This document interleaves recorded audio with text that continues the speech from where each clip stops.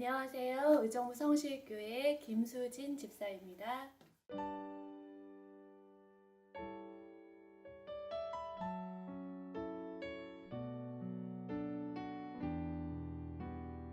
처음에는 다른 교회를 다니고 있었는데 제가 이제 부모님의 권유로 오게 됐죠. 엄마가 이제 조성민 목사님이 복음적이시고 아시잖아요. 그래서 어머님의 권유로 오게 됐어요. 네. 아버님이 목사님이시죠? 네. 원칙적으로 제가 되게 보여지는 거는 되게 사람들이 교회 오면 조용하고 항상 그렇게 생각하잖아요. 사실은 어떻게 보면 그게 만들어진 것 같은 생각이 들어요. 저는. 후천적으로 훈련된 것들. 네, 왜냐하면 그런 교회 생활을 어렸을 때부터 하다 보니까 항상 구설수, 사람들 말들 이런 것들이 상처가 되게 많았었어요. 그때 당시 유행하는 뭐 옷도 입고 싶고 그러잖아요. 그런 교회 안에서 절대 안 되고 막 그런 게 있었는데 그런 거를 입으면 막 전도사님 딸이 막 이렇게 얘기하고 뒤에서 이렇게 얘기하는 거를 저희 엄마가 듣고서는 때가 되면 그거 하라고 해도 안 한다고. 하나님이 그 아이를 만지시면 하라고 해도 안 하는데 당신들이 얘기할 건 아니라고. 우리 어머니가 딱 그렇게 얘기하는 거 제가 들었어요. 그리고 어머니가 저를 두고 새벽 기도하는 소리를 들었어요. 제가 너무 힘들 때는 교회를 가고 새벽 기도를 혼자서 가서 기도를 하는데 어머니가 혼자서 참 바닥에서 기도를 하시는 걸 제가 들은 거예요. 그때 제가 내가 하나님 앞에 참 잘못하고 있고 엄마를 많이 힘들게 했었구나. 제가 막 그렇다고 해서 엄마한테 막 반항한 게 없었어요. 그런데 내 마음이 엄마를 인정하지 못했던 거예요. 제가 엄마가 그렇게 해서 지금 얻어진 게 뭐가 있어 이렇게 얘기를 하고 엄마 마음이 힘들게 했었죠. 근데 제가 지금 생각할 때 그것이 가장 죄송하고 제가 그래서 지금 힘든 일이 있거나 연단의 그 과정 속에서 이제 남편을 싸우거나 막 힘들 때는 기도의 자리로 가는 거예요. 왜 어머니가 그렇게 하셨듯이 저도 기도를 하고 제 마음의 평안을 찾고 또 제 자신을 보고. 네. 지금은 저희는 이제 11시 예배만 있잖아요. 저는 항상 교회에서 살았어요. 그러니까 11시 예배를 가고 2시 예배를 드려야 되고 성가대 연습을 해야 되고 저녁 예배를 또 드려야 되니까 저한테는 자유가 없었어요. 토요일 날은 또 중고등부 예배를 드리러 가야 되는 거예요. 학창 시절에는. 그러니까 제가 뭘 하고 싶어도 할 수가 없는 거예요. 수요 예배 가야 되죠. 철야 예배 가야 되죠. 저희 엄마는 새벽 기도를 또 요구하셔가지고 근데 저희는 너무 자유롭잖아요. 사실 성주교회는 그거에 비하면 너무 자유로운 거예요. 제가 처음에 교회 왔을 때 이렇게 자유로울 수가 없는 거예요. 전 어렸을 때부터 교회를 다녔기 때문에 초등학교 때 방언을 받았고 그리고 막 그것이 제가 막 사모해서 받은 게 아니라 워낙 기도원을 많이 갔어요. 어렸을 때부터. 그리고 또 저는 항상 저희 집이 아버지가 회심을 하시고 나서부터는 사실 저희 엄마가 핍박을 많이 받으셨거든요. 저는 제 그 연단의 과정이 길었어요. 그러다 보니까 아버지가 돌아오시고 나서부터 회심하시고 나서부터 더 율법적으로 막 가정 예배를 이제는 매일 드리는 거예요. 무조건 그 시간에 안 오면 매일 들고 막 이렇게. 그러니까 너무 화가 나기도 하고 막. 네. 그래서 저희 신랑은 저한테 항상 얘기하는 게 다른 사람은 자기를 잘 몰라 이렇게 얘기를 해요. 항상 얘기를 해요. 교회 안에서기 때문에 제가 더 그런 것 같기도 해요.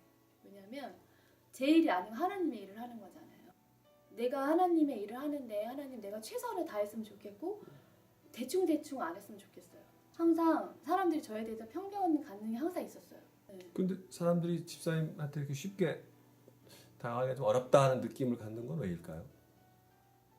너무 이게 영적인 얘기만 하고 그럼 재미없잖아요. 그 영적인 얘기도 좀 안 하고 좀 섞어서 하시면 되잖아. 할 말이 없어요. 말을 할게 할 말이 뭐 글쎄요. 막 얘기하면 먼저 예를 들어서 그런 먼저 얘기해 주는 사람 전 좋아해요. 그러니까 집사님이 먼저 뭐 누구한테 농담을 하고 그럴 수 하긴 농담을 하면 다 진담으로 받아들여서 농담을 잘 안 해요.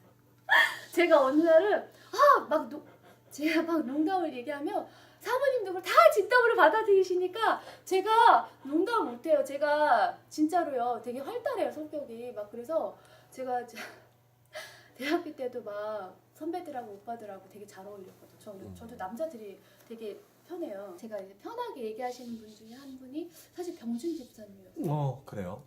다른 분들은 모를 거예요. 그러니까 제가 순간사로 만났을 때 병준 집사 저희 구역이었는데 저는 너무나 좋았었어요. 그분이. 그분은 편하셨어요, 그분이? 네. 그분 편하다는 분을 제가 오랜만에 뵀네. 왜냐면 제 얘기를 그냥 해도 편견 없이 받아들여 줄 수 있는 사람. 남자 집사님들하고 얘기하잖아요. 그러면 저에 대해서 선입견이 없잖아요. 되게 오히려 더 편해요. 선입견이 없으니까. 여자 집사님들한테 얘기하면 쟤는 뭐 저런 생각 하겠지? 저는 아무 생각이 없어요. 진짜로요. 막 쟤는 저럴 거야. 저는 진짜 안 그러거든요. 근데 쟤는 엄청 꼼꼼하고 그렇지가 않아요. 제가 진짜 꼼꼼한 사람이 아니거든요. 그럼 오해예요. 오히려 막 그런 오해를 받을 때는 사실 억울하기도 하죠. 나는 그런 게 전혀 없는데 저분은 저렇게 생각하고 그러면 제가 할 수 있는 거 뭐겠어요. 저는 기도하게요. 저 또한 그것을 이제 털어버리려고 노력해도 이게 후천적으로 이제 어떻게 보면 교회 안에서의 저희 모습이 생겨버린 거니까 그렇다고 갑자기 제가 뭐 이렇게 하면 저 사람 왜 농담으로 받아들이지 않고 이게 다큐를 받아들이니까 제가 농담을 그냥 안 하게 되고 말을 하려고 해도 그냥 입을 다물게 되고 그래요. 사실은 깍쟁이다, 허당이다. 허당이 더 많아요. 허당 쪽에 더 진짜 가깝다. 많아요.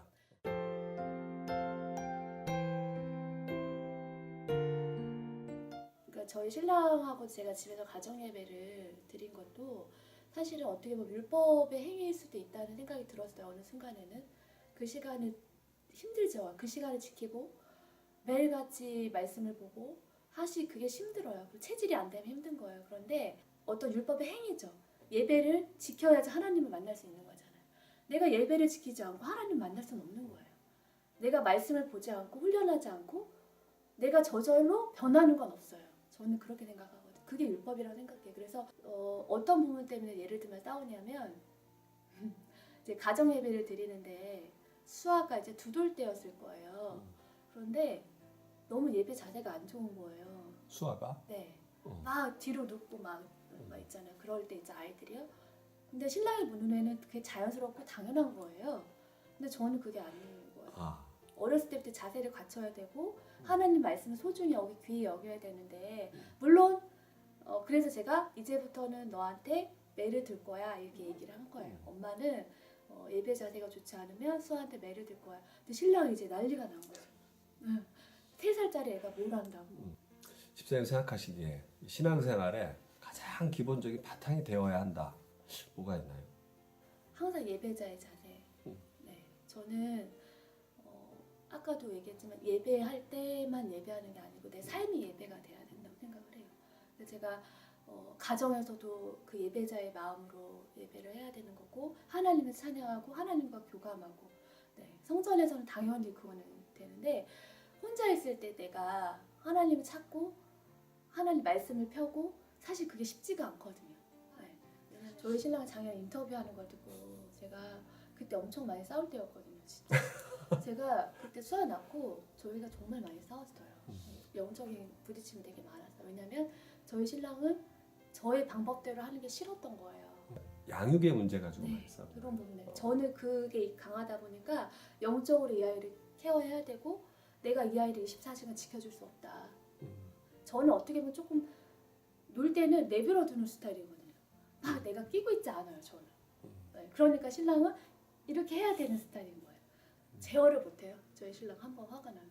그러면 저한테 이러죠. 너는 이렇게 싸우고서 교회 오잖아요. 그럼 저는 또 예배를 되게 잘 드려요. 왜? 내 마음은 그거고 하나님께 예배 드리러 왔잖아요. 제가. 그러면 그 사람하고 싸웠던 기억을 잊어버려야 되고 이거는 그러면 나한테 저 어떻게 저렇게 아무렇지도 않게 막 그럼 내가 아무렇지도 않아야죠. 그렇잖아요. 내가 자꾸 마음에 담아두는 성격은 아니에요. 저는. 그리고 저희는 싸우잖아요. 그럼 금방 풀어요. 그러니까 저희 신랑을 먼저 화해를 해요. 항상. 그러니까 어쩔 때는 저도 그걸 제가 깨달아서 나도 내 안에 그걸 깨뜨려야 되고 나도 먼저 미안하다고 손을 내밀고 해야 되는데 항상 저희 신랑 왜 내가 항상 미안해야 돼? 막 이런 거 있잖아요. 그러니까 이 세상에서 네. 자기를 제어할 사람은 김수진 집사가 유일한 사람이다 라고 얘기한 것 같아요. 네. 그 어떤 측면에서 그런 거예요? 그런 부분에서요. 너무 업이 되면 제가 한 번씩 이렇게 그 말을 듣습니까 잘? 기분 나빠해요. 그런데 기분 나빠하는데 그 얘기를 듣고 들어가서 생각을 해요. 저희 신랑. 저는 그걸 알아요. 한번 생각하고 당신 그때 얘기한 거 내가 알아보니까 아니면 생각해 보니까 이거 맞는 것 같아. 그 인정은 되게 빨리 하거든요. 저희 신랑이. 그래서 회개도 빨리 하고 내가 잘못했어. 이렇게 항상 얘기하고 그 부분이 사실 좋아요. 네. 이를테면 우리 손집사 사용법을 집사님 잘 알고 계신 거네요. 네. 아유 우리 손집사 참 같은 남자로서 어때요? 가정임에도 자기들 하고 싶으면 하는 거고 자유를 줘요. 근데 본인이 그렇지만 수아한테 할 말은 없을 거야. 제가 얘기하죠. 아빠는 왜 본을 보여야 되는데 그럼 수아가 얘기해요. 지금 아빠는 왜 안 들어? 이렇게 얘기하잖아요. 그럼 그러면 자유를 준 게 아니잖아요. 근데 본인이 자유를 그렇죠. 신랑은 또 그렇게 얘기해요. 아직도 했던 말이 기억이 나요. 제가 어느 날은 저는 가정 예배를 드려야 들어가야 되잖아요. 그러니까 나는 가정 예배 드리러 들어가야 되니까 근데 이제 너무 보고 싶었나 봐요. 그래서 일단은 전화를 하고 그랬더니 제가 가정 예배 드리고 하나님 안에서 사는 그 모습이 너무 좋아 보인다는 거예요. 저한테. 손집사가. 네. 그래서 사실 제가 지금 돌아보면 내가 당신을 믿었으면 안 됐는데 저는 신랑은 또 저한테 처음에 사귀자고 얘기 안 했어요. 그냥 아는 동생, 오빠 동생을 지내자고 얘기했지. 뭐 뻔한 수법이군요. 네, 저는 몰랐죠. 순진했으니까 몰라가지고 본인 힘들어하면 안 되죠. 지금도 불같이 집사님을 사랑하죠. 지금도 한결같아요. 저희 신랑은 사실 그게 너무 감사해요. 제가 연애할 때는 전화를 너무 자주 하는 거예요. 전화를. 그래서 제가 너무 신기했어요. 근무 시간인데도. 아니요, 그냥 아침에 출근할 때 전화하고 점심 먹고 점심 먹었다 전화하고 그 다음에 이제 뭐해? 그럼 한 번씩 전화하고 퇴근할 때 전화하고. 아니 전화하면 무슨 얘기 합니까 손집사님? 그냥 자기야 뭐해? 그냥 오늘 밥 먹었어? 아 그랬구나. 제가 호응을 해요. 막 저희 신랑 어떤 스타일이냐면 제가 막 맞장구 쳐주면 더 잘하는 스타일이에요. 아시죠? 근데 제가 너무 몸이 건조하게 얘기하면 재미없어. 그냥 저희 신랑은 큰 거 안 바래요. 이제 대화하다 보면 도대체 그게 뭔지 저는 잘 모르겠지만 예를 들면 저희 신랑은 그거예요. 내가 남편이 좋아하는 거가 뭔지 생각했다가 선물을 사주고 이 사람이 좋아하는 거를 평상시에 내 마음에 담아둬야 되고 그런 거예요. 저희 그리고 손집사님은 생긴 건 안 그렇게 생겨서 굉장히 섬세하네요. 엄청 저희 신랑 우리 되게 섬세하고 꼼꼼하고 아니 제가 근데 어느 날 하나님 제가 너무 힘들어요. 그때 저 인간을 보냈어야 되는데 제가 그런데 하나님이 저한테 그때 당시에 떠올리게 하시면서 나는 더 큰 죄인이라는 걸 깨닫게 하셨어요. 제가 신랑 저 사람이 좀 변했으면 좋겠는데 하나님 저 사람이 변했으면 좋겠는데 그랬는데 하나님이 내 안에 고칠 게 너무 많으니까 이 사람은 나에게 붙여주셨구나. 진지하게 얘기를 했어요. 당신은 날 만나서 너무나 이것도 힘들고 저것도 힘들고 물론 나도 당신을 만나서 너무 힘들고 우리가 너무 다르니까 너무 다른 부분 때문에 사실 힘들지. 근데 당신은 한 가지는 감사해야 돼. 그렇게 얘기해서 하나님 앞에 나는 당신 입에서 정말 그 감사가 나왔으면 좋겠어. 당신을 통해서 구원의 축복이 받았다. 그랬더니 신랑이 얘기하더라고요. 그 사실을 항상 힘들다 보면 그걸 감사한 점은 별로 없었고 목사님이 언젠가 말씀하실 때 말씀의 선지자들도 그렇고요. 하나님이 쓰실 때는 갑자기 하나님이 그 사람에게 그 부어주실 은혜가 있을 때가 있어요. 네.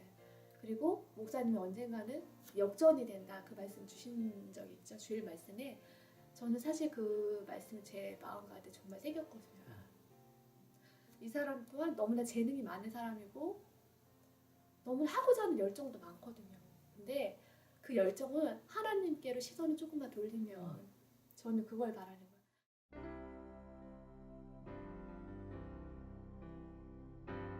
제가 20살에 딱 됐을 때 그때 당시에 제가 제 안에 엄청 회개의 영이 임했던 것 같아요.